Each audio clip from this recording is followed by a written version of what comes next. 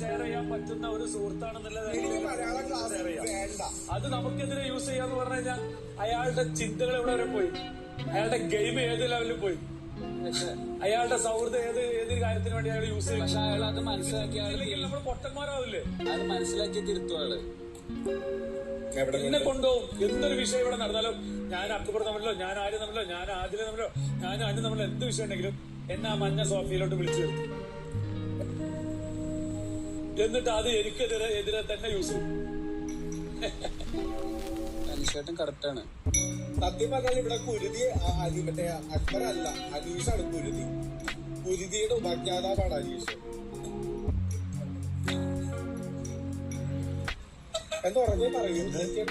തെറ്റ് കണ്ട തെറ്റ് നല്ല, നമ്മളൊക്കെ തെറ്റ് കണ്ട തെറ്റ് അയാൾക്കെതിരെ പറയുന്നു. പക്ഷെ അതല്ല, ഞാൻ ഒരു കാര്യം പറയാം.